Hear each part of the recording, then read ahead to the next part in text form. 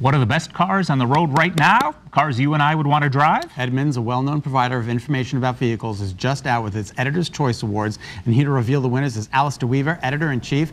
Thank you so much for being here on Better Connecticut. Paul is driving a Chevy Vega. I'm driving a Ford Pinto. We need to upgrade. Alistair, can you help us?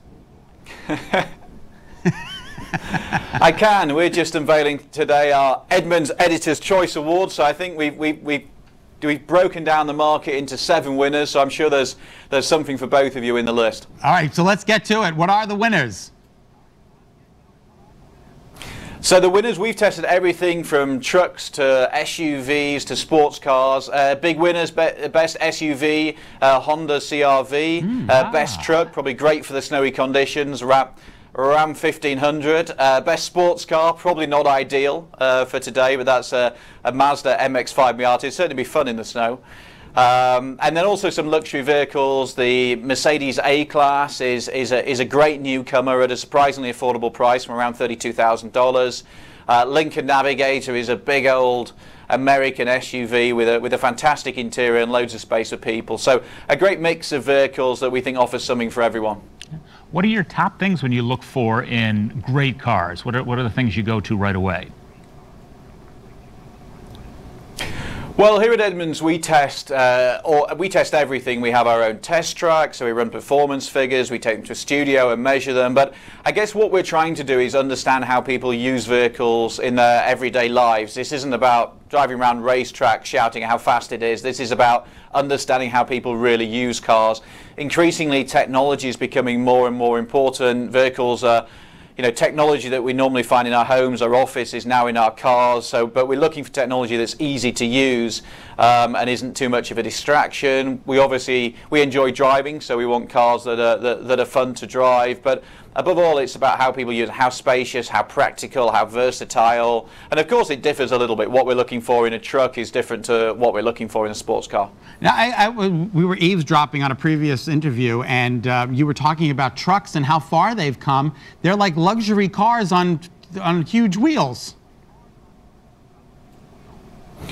That's true. Interesting, just anecdotally, I found myself driving a Range Rover recently, and I jumped out of that and into a Ram 1500, which is our truck of the year, and that was it was quite surprising just how little difference there was. They're spacious, the quality is good, the technology is good, and yeah, you do pay for it. The truck that we have on our long-term fleet, the Ram 1500, is a $60,000 truck. Wow! But just the level of and the standard of vehicles in the truck market has come on exponentially in recent years. It's really good to see. Now, we love driving, and it's fun to drive, but we're heading toward self-driving cars. Do you test any of those? Well, or not test them, as the case may be, but certainly not drive them. But it's early days, really. I mean, we're starting to see some of the technology come on, and of course, things like cruise control and particularly radar control cruise control, which we're familiar with in lots of vehicles now. That's where it will actually measure your speed relative to the vehicle in front, and even cars that slightly steer themselves. There's a lot of those in the market already, and they're the early stages of autonomy. And then as time goes on, we will see the car take more and more control, particularly on areas like highways, probably less so in urban centres. It's probably 10 years before we've got cars that truly drive themselves, but maybe a bit less if you're driving on the highway under specific conditions. But certainly if there's snow on the road, then you're going to be taking control yourselves, because if there's no white lines to judge, then the computer will lose its confidence, let's say. Well, Alistair, we have to leave it at that, but we're very thankful that you joined us today. I'm getting back into my Chevy Vega. To see the full list of winners, Editor's Choice winners, head to Edmunds.com.